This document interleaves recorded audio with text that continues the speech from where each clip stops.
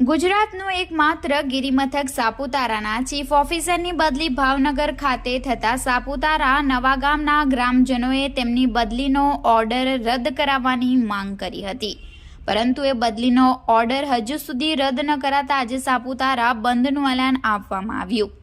સાપુતારામાં છેલ્લા 10 વર્ષથી ઇન્ચાર્જ ચીફ ઓફિસર દ્વારા નોટિફાઈડ કચેરીનું સંચાલન કરવામાં આવતું હતું, જેને પગલે સાપુતારા અને નવાગામના કેટલાક પ્રાણ પ્રશ્નોનો ઉકેલ આવતો ન હતો।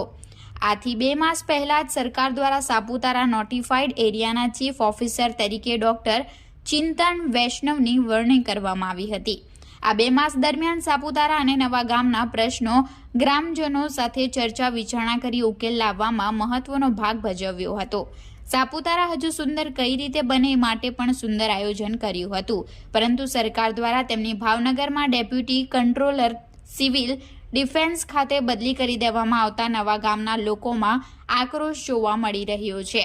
ત્યારે સરકાર દ્વારા બદલી રદ કરવામાં આવે તેવી માંગ કરવામાં આવી હતી, પરંતુ તેનો કોઈ જ જવાબ ન મળતા સાપુતારા અને નવાગામના લોકોએ સાપુતારા બંધનું આજે એલાન કર્યું હતું, જેમાં સમગ્ર સાપુતારા બંધ રહેતા અહીં આવતા પ્રવાસીઓએ ભારે હાલાકી ઉઠાવવી પડી હતી।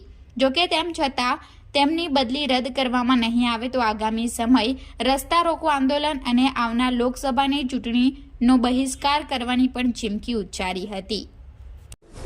મારું નામ રામચંદ્રભાઈ ચીમનભાઈ હડસ, નવાગામ આગેવાન। આજે સાપુતારા બંધ પાળીને અમે એ કહેવા માંગીએ છીએ કે ડૉક્ટર આપણે વેસ્ટ જે ચીફ ઓફિસર સાહેબ શ્રી હતા એમને અચાનક બદલી થઈ જતા એના હિસાબે અમે સાપુતારા બંધ રાખ્યું છે।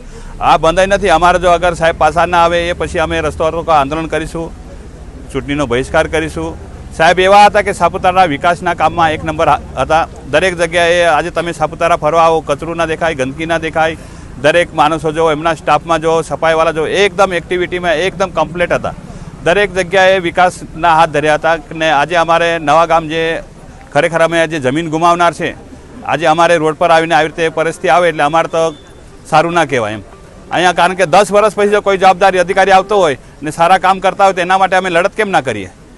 આજે અમારે વર્ષો જૂના કેટલા વર્ષો થઈ ગયા છે, 71 વર્ષ થઈ ગયા છે, અમારા સ્મશાન ભૂમિનો ઠેકાનો નથી, અમારે લોકોને ખુલ્લામાં બાળવા પડે છે। એ સ્મશાન ભૂમિનો બી પ્રશ્ન સોલ્વ થઈ ગયેલો હતો, પણ સાહેબને અચાનક બદલી થઈ જતા અમારે એ પણ ઠપ થઈ ગયું છે। આજે સાહેબશ્રીને પાછા લાવવા માટે અમારે જે લડત કરવી હોય અમે કરી શકીશું।